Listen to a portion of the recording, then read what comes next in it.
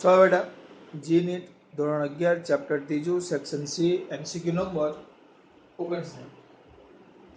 MCQ number 59 ધ્યાન રાખજો ખાસ. એમસીક્યુ 59 છે. હવે એમાં એમ કીધું છે બે કાર છે, બે અલગ અલગ બિંદુએથી ગતિ શરૂ કરે. આ પી બિંદુએથી અને ક્યુ બિંદુએથી. કાર કેટલી છે? બે. એક પી બિંદુએથી ગતિ શરૂ કરે અને એક ક્યુ બિંદુએથી ગતિ શરૂ કરે. બે કાર આપી દીધી છે. હવે તમને એમ કહે છે કે તો કયા સમયે બંને કારનો વેગ સમાન હશે એવું કીધું છે. કયા સમયે બંને કારનો વેગ સમાન હશે તમને એવું પૂછ્યું છે કે આમાંથી કયા સમયે બંને કારનો વેગ સમાન હશે. તો હવે કરવાનું શું? તો સિમ્પલ વસ્તુ, તમને એ વસ્તુ રકમમાં જ કીધું છે કયા સમયે બંને કારનો વેગ સમાન. એટલે એનો મતલબ એમ કે આપણે એવી ગણતરી કરવાની કે બંનેના વેગ સમાન છે. પણ આપણને આ બે સ્થાન સૂત્ર આપ્યા છે એટલે તમારે એને વેગ સૂત્રમાં ફેરવવા પડે. તો સિમ્પલ, આ થાય વીપી એટલે પી બિંદુ અથવા પી કારનો વેગ અથવા પી બિંદુ પાસે કારનો. અહીંયા જે પી બિંદુ પાસે કાર હતી એનો વેગ એ પણ સમયનો વિધેય રહેશે ઇઝ ઇક્વલ ટુ આનું કરવાનું x ની સાપેક્ષે વિકલન. તો ડાયરેક્ટ કરી નાખું વિકલન. તો એ ટી છે તો એ આવે ખાલી પ્લસ બી ટી સ્ક્વેર છે તો જે ઘાત આગળ ઘાતમાં એકનો ઘટાડો સોરી જે અચો પહેલા તો બી અચળ પછી જે ઘાત છે ઘાત આગળ ને ઘાતમાં એકનો ઘટાડો એટલે 2t. તો અહીંયા આવશે a પ્લસ 2bt. આ તમારો e ઓફ p t નો વિધેય. હવે આની વાત કરો એટલે એમ કીધું છે બે બિંદુઓ પી અને ક્યુ પાસે બે કાર છે એના સ્થાન સૂત્ર આ છે. પી પાસેનું સ્થાન સૂત્ર at પ્લસ bt સ્ક્વેર છે. ક્યુ પાસેની કાર છે એનું સ્થાન સૂત્ર f of t minus t square છે જ્યાં a b અને f અચળ છે, t સમય છે. તો એમ કીધું કયા સમયે બંનેના વેગ સરખા, કયા સમયે બંનેના વેગ સરખા આમાં પૂછ્યું. તો આના પરથી હવે સિમ્પલ, તો પહેલા મેં વેગ સરખા એમ કહી દીધું છે. પહેલા પી બિંદુ પાસે જે કાર છે એનો વેગ શોધો. હવે જે ક્યુ બિંદુ પાસે કાર છે એનો વેગ શોધીશ. તો ઇઝ ઇક્વલ ટુ શું થશે બેટા? D by DT VQ XQ. તો ઇઝ ઇક્વલ ટુ શું થશે બોલો? તો આ શું આવશે? ft તો t f અને t છે તો f અચળ, t એકલો જ છે એટલે એનો વિકલન એક થઈ જાય માઇનસ જે ઘાત છે ઘાત આગળ ઘાતમાં એકનો ઘટાડો. આવી ગઈ v ઓફ ક્યુ બિંદુ પાસે કારનો વેગ જે પણ સમયનો વિધેય હશે. પણ એવું કીધું છે આ બંને કારના વેગ સરખા છે.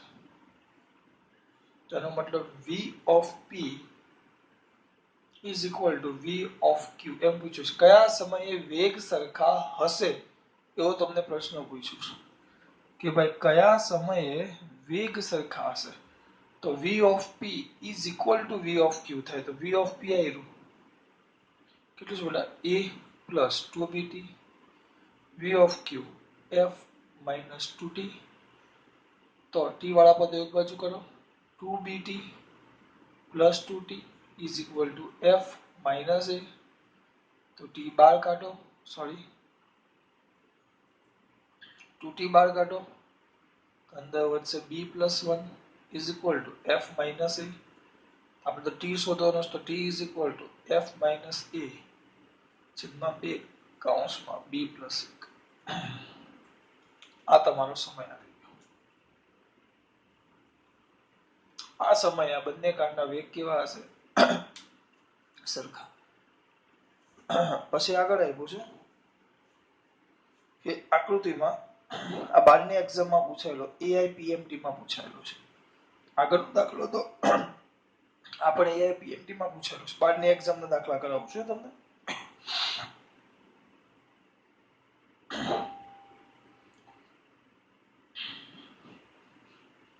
હવે નીટમાં પૂછાયેલો દાખલો કરાવું છું. નીટમાં જેમાં 61 નો MCQ નીટમાં 2013 માં પૂછાયેલો છે. 61 નો MCQ છે. નીટમાં NEET નીટમાં 2013 પૂછેલું છે બરાબર. ગુરુત્વાકર્ષણમાં એક પથ્થર મુક્ત પતન કરે છે. ચલો આ ગુરુત્વાકર્ષણમાં એક પથ્થર મુક્ત પતન કરે છે. મુક્ત પતન કરે, તરત મગજ ચાલવું જોઈએ. મુક્ત પતન, તો મુક્ત પતન આવે તો શરૂઆતનો વેગ v0 બરાબર 0. આગળ h1 h2 અને h3 એ ક્રમશઃ પ્રથમ 5 સેકન્ડમાં, ત્યારબાદની 5 સેકન્ડમાં અને ત્યારબાદની 5 સેકન્ડમાં. પ્રથમ 5 સેકન્ડ, ત્યારબાદની 5 સેકન્ડ અને ત્યારબાદની, એટલે 5 સેકન્ડ, 10 સેકન્ડ ને 15 સેકન્ડમાં કાપેલા અંતર છે. તો h1 h2 અને h3 નો વચ્ચેનો સંબંધ જણાવો. અહીંયા ધ્યાન આપો. આ મુક્ત પતન કરે છે. હવે સમજાવો. આમ જાય છે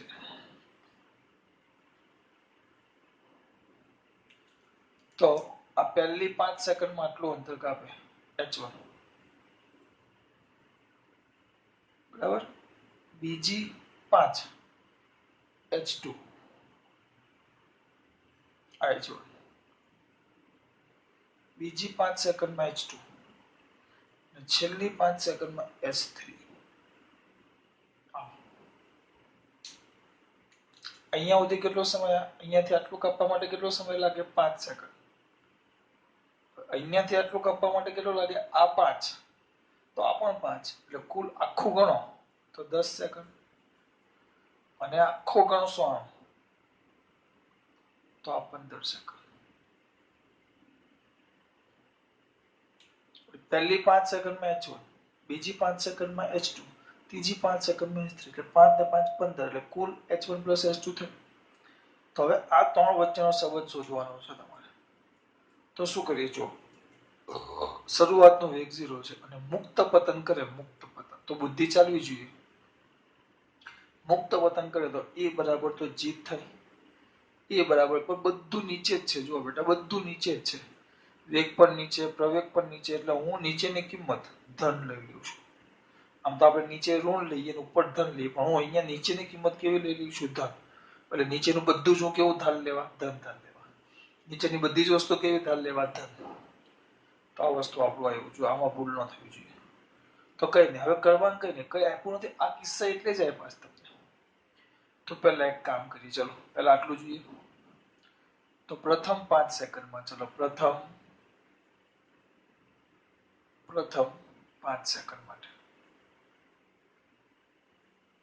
કાપેલું અંતર. પ્રથમ 5 સેકન્ડ માટે, ચલો પ્રથમ 5 સેકન્ડ માટે અંતર કેટલું કાપ્યું? d બરાબર h1.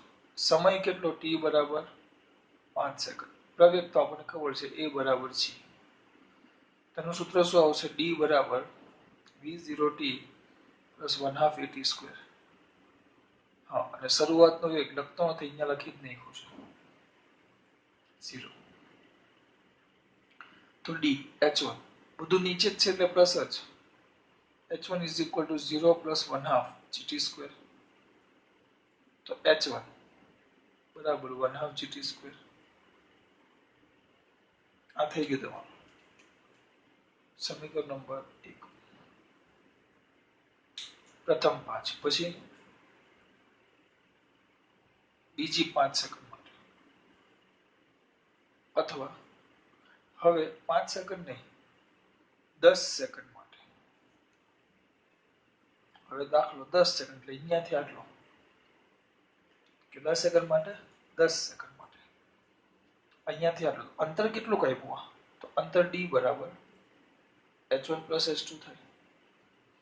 h1 plus h2 d બરાબર. સમય t બરાબર 10 સેકન્ડ. પ્રવેગ a બરાબર g. તમારું સૂત્ર શું આવશે? d બરાબર માટે d is equal to v0t plus 1/2 at square. તો h1 plus h2 is equal to આ કેટલા છે? 0 પ્લસ 1/2. હા, અહીંયા લખો તો અહીંયા કિંમત મૂકી દો. t કેટલા હતા? 5 સેકન્ડ. તો અહીંયા 5 સેકન્ડ મૂકી દો તો is equal to 1/2 પાછું 25.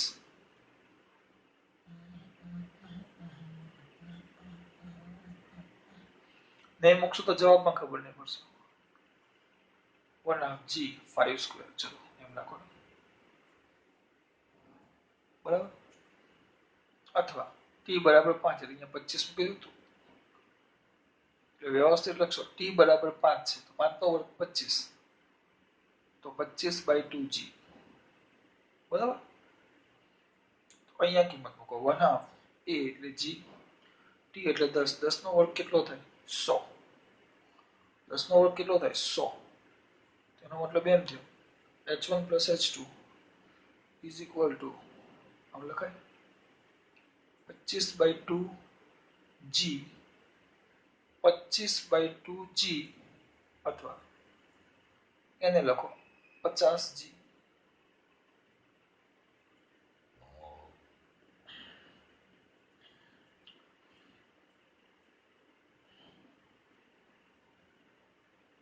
કેમ નથી કરવું 1/2 g એવું કંઈક કરવાનું હતું.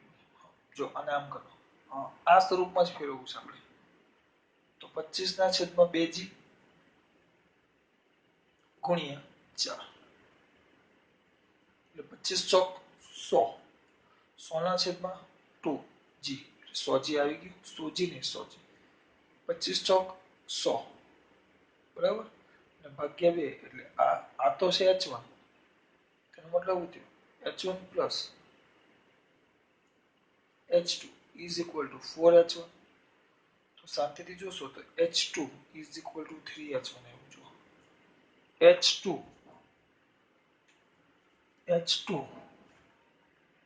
is equal to 3h1 એવું h2 is equal to શું આવ્યું બેટા 3h1 h2 is equal to તો શું આવ્યું 3h1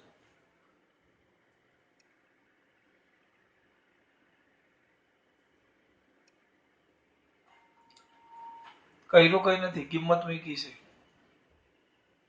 તમારે આ આવ્યું આ એક સંબંધ એવો h2 અને h1 વચ્ચે બરાબર. હવે એવો જ 15 સેકન્ડ માટે કેટલી 15 ચલો 15 સેકન્ડ માટે વિચારો 15 સેકન્ડ માટે શું થાય કેટલા સેકન્ડની વાત કરીએ છીએ આપણે 15 સેકન્ડ તો શું થાય 15 સેકન્ડ માટે બોલો કોણ છે h3 15 સેકન્ડ એટલે આખું આવે તો અંતરમાં શું આવશે ડાયરેક્ટ લખું છું h1 plus h2 plus h3 થોડુંક ડાયરેક્ટ કારણ કે આ d આવે પ્લસ v0 તો 0 જ છે એટલે પ્લસ 0 કારણ કે બધા અંતરનો સરવાળો થાય પ્લસ 1/2 gt એટલે 15 નો વર્ગ 15 નો વર્ગ તો ડાયરેક્ટ લખું થોડુંક h1 plus h2 plus h3 is equal to આ 0 પ્લસ હવે એક કામ કરીએ જો મારે 25 લાવવાના છે તો એક કામ કરું 5 તેરી 15 5 તેરી 15 એટલે 5 ગુણ્યા 3 તો 25/2g બરાબર એટલે મેં 5 નો વર્ગ કરીને હજી 3 બાકી તો ગુણ્યા 9 એટલે અહીંયા આવશે h1 plus h2 બરાબર તો કેટલા છે 3h1 plus h3 is equal to 0 plus 9h1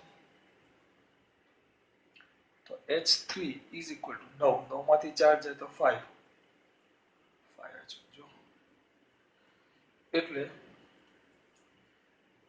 આ ધ્યાન આપો એટલે તમે એમ લખો h1 જેમ h2 જેમ h3 બરાબર 1 જેમ 3 જેમ 5 1 જેમ 3 જેમ 5 આવી ગયો બરાબર. અથવા એ લોકો એમ લખ્યું છે એ લોકોએ કેવું લખ્યું છે આમ લખ્યું છે h1 બરાબર h2/3 બરાબર h3/5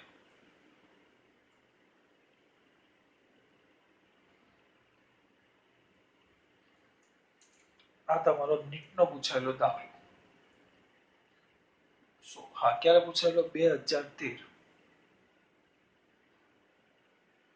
આમાં નીટમાં અને જીમાં કઈ અલગ નથી આવતું ખાલી આ શીખવું પડે અને આ જેટલા એમસીક્યુ વધારે કરશો એટલું સોલ્વ થાય આ તમારે આમાં આવું નવું કઈ નથી આવે તો અચળ પ્રવેગી ગતિના સમીકરણો જ આવે બેટા નવું કઈ જ નહીં આવે જો ખબર પડી ખાસ વાત જય શ્રી કૃષ્ણ